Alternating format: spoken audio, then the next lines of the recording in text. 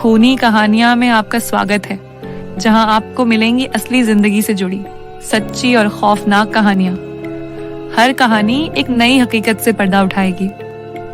आप सुन रहे हैं खूनी कहानियां, डर की सच्ची दास्तानें। उन्हीं की जुबानी अब मिलते हैं आज के मेहमान से और सुनते हैं उनकी सच्ची मगर दिल दहला देने वाली कहानी।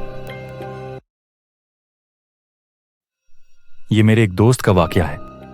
मैं और वह लगभग 10 साल एविएशन में एक साथ जॉब करते रहे। फिर हमारी कंपनी शट डाउन हो गई।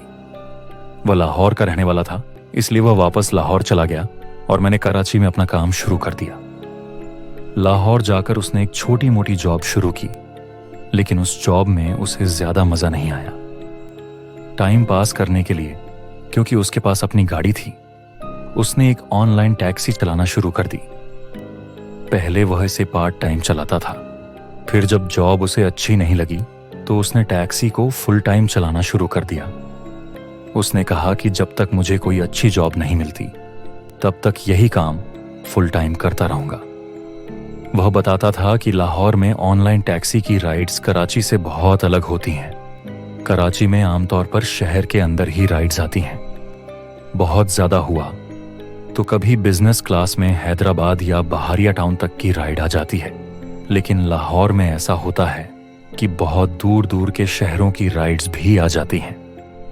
मेरा दोस्त गर्मियों में दिन के समय गाड़ी नहीं चलाता था, बल्कि रात को ड्राइव करता था। वह कहता था कि मैं पूरी रात गाड़ी चलाता था और इस काम को एंजॉय भी करता था। जब तक राइड नहीं आती थी, वह किसी चाय के होटल पर बैठ जाता था। उसने अपनी गाड़ी में सब कुछ रखा हुआ था, खाना पीना, पानी की बोतलें और दूसरी जरूरी चीजें, ताकि रात भर आराम से काम कर सके। एक दिन वह ऐसे ही नॉर्मल काम पर था, गाड़ी चला रहा था और एक होटल पर बैठकर चाय पी रहा था कि उसके पास एक राइड आई जो साहिवाल की थी। ये राइड एक फैमिली की थी। जब वे साहिवाल की तरफ जा रहे थे तो गाड़ी में मियां बीवी और एक लड़की मौजूद थी। रास्ते में उसने महसूस किया कि मियां बीवी आपस में पंजाबी में बात कर रहे थे, लेकिन वह उनकी बातों से इशारों इशारों में सब समझ गया। उनकी बातचीत से उसे अंदाजा हुआ कि उस लड़की पर जिन्नात का असर है। वे आपस में कह रहे थे कि हम इसका इलाज करवाने गए थे, किसी बाबा के पास गए थे और बाबा ने इसे समझाया भी था, लेकिन ये फिर आ गया है। लड़की की मां यह बात बार बार कह रही थी। उनकी बातों से साफ जाहिर हो रहा था कि वे बहुत परेशान हैं। रास्ते में लड़की की हालत और ज्यादा खराब होने लगी। वह अजीब अजीब आवाजें निकालने लगी, कभी चिल्लाने लगती, कभी शोर मचाती। एक जगह उसने गाड़ी रुकवाई, गाड़ी बिल्कुल रुकवा दी और फिर वह गाड़ी से उतरकर उल्टी दिशा में भागने लगी। कभी उसका भाई पकड़कर वापस लाता, कभी उसकी मां पकड़ती, कभी कुछ और अजीब हरकतें करने लगती। ये सब देखकर मेरा दोस्त बहुत ज्यादा डर और टेंशन में आ गया। वह बताता है कि वह 8 से 8.5 घंटे लगातार ड्राइव कर चुका था और पूरे रास्ते मानसिक तनाव में रहा। एक और अजीब बात यह थी कि लड़की गाड़ी के अंदर लगातार किसी ऐसी भाषा में बातें कर रही थी जो न उर्दू थी, न इंग्लिश, न कोई और आम भाषा। ऐसा लग रहा था जैसे वह किसी और से बात कर रही हो। फिर वह इशारा करके गाड़ी रुकवाती और दोबारा भागने लगती। इस तरह की कई एक्टिविटीज रास्ते में होती रहीं। आखिरकार वे साहिवाल में एक बड़ी हवेली नुमा कोठी पर पहुंचे। माशाअल्लाह, उनका घर बहुत अच्छा और बड़ा था। राइड खत्म होने के बाद मेरा दोस्त बहुत सुकून महसूस कर रहा था कि शुक्र है किसी तरह मंजिल तक पहुंच गया। मां, बेटा और लड़की को अंदर ले जाया गया। पिता बाहर खड़ा था क्योंकि उसे पेमेंट करनी थी। पैसे देने के बाद उस आदमी ने मेरे दोस्त से कहा, बेटा, अब काफी रात हो चुकी है, रास्ता सुनसान है, आप इस वक्त वापस मत जाइए। आप हमारी बैठक में आराम कर लीजिए, सुबह हो जाएगी तो नाश्ता वाश्ता करके आराम से चले जाना।